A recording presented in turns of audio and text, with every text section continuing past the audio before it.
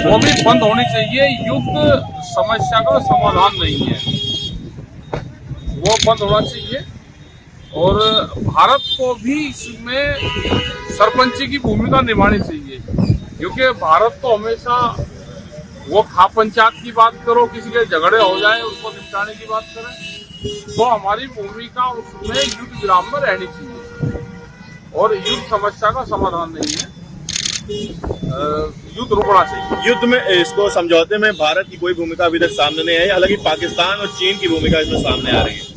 आ जाएगी, भारत भी है, शांत तो है ही ना, दोनों तरफ से शांत तो कर ही रहा हूँ। कहाँ शांति दिख रही? वहाँ पे अभी भी गोलाबारी हो रही है इजराइल उसमें दोनों के बीच में। क्या समझौता का समझौता है भाई?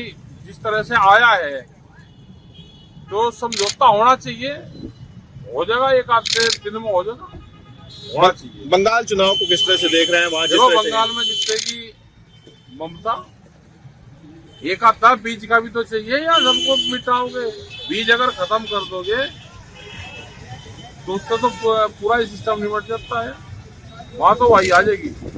91 लाख वोटर कटे SIR से वहाँ पे पंजाब। अरे कटियो वहाँ बहुत है, फिर भी हिंसा वहाँ पर अभी भी नहीं रुक रही है, लगातार हिंसा तो ममता के द्वारा सरकार करवाती रहेगी ना।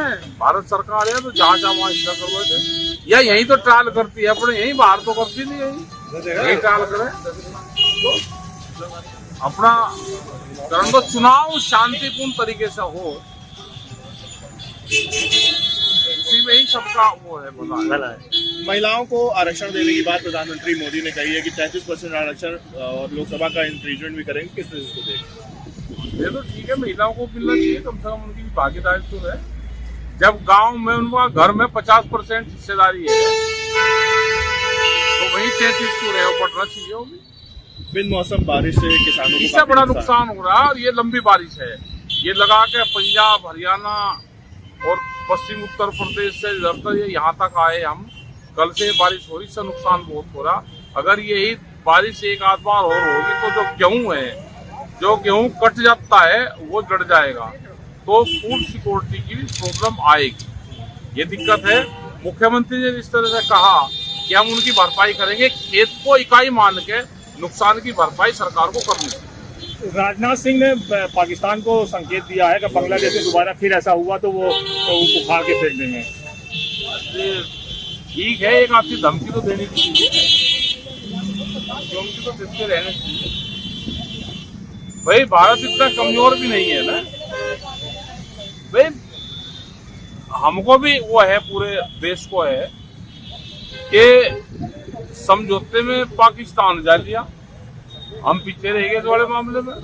हमको भी पड़ोसियों से संबंध ठीक रखने चाहिए, पड़ोसियों से संबंध ठीक रखने चाहिए। सीज फायर से ट्रम्प की जीत है कि हार, किस तरीके आप देखते हैं? भाई जब बड़ा आदमी फंस जा तो अपना पंडा छुटाना चाहो।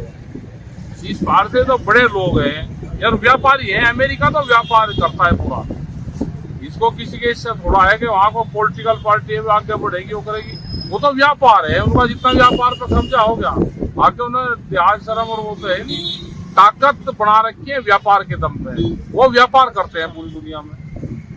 तो ये युद्ध व्यापार के लिए हुआ था? बिल्कुल व्यापार के लिए, तेल का वो है तो उसी के लिए। अब शांति जिस तरह से ऐसे शांति हो जानी चाहिए, क्योंकि उसका असर यहाँ तक पड़ेगा, और यहाँ के जो फर्टिलाइजर केमिकल आते हैं उसको असर पड़ेगा।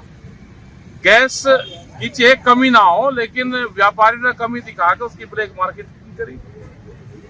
और हमको भाई युद्ध कभी भी हो सकता है, अपना संसाधन अपने हमको तैयार रखने पड़ेंगे, जनसंख्या नियंत्रण कानून बनाने पड़ेंगे। नहीं तो ये तो अगर कुछ दिन इनको तेल और गैस ना मिले तो सारा लक्कड़ जल जाएगा। ये जो जनसंख्या है, जनसंख्या विस्फोट दुनिया का सबसे बड़ा विस्फोट है, और ये भारत में सबसे पहले हो रहा है। इसको कंट्रोल करें। अपनी जो भारत की विदेश नीति वो कहीं कमजोर होती दिखी? हाँ, कमजोर है भाई, विदेश नीति कमजोर है, पड़ोसी से संबंध ठीक नहीं, विदेश नीति कमजोर है भाई। किधर न किधर रहना चाहिए, या तो किसी की तरफ रहो या फिर सरपंची निभाओ, कहीं तो रहे। कितना बड़ा नुकसान है इस युद्ध से पूरे देश का? नुकसान तो भारत को तो कुछ नहीं है, लेकिन अगर लंबा चलेगा तो नुकसान होगा। आपके राज्य की खबरें, आपके शहर की खबरें सबसे पहले जानने के लिए देखते रहें अमर उजाला। चैनल को सब्सक्राइब जरूर कर लें और पाएं हर अपडेट।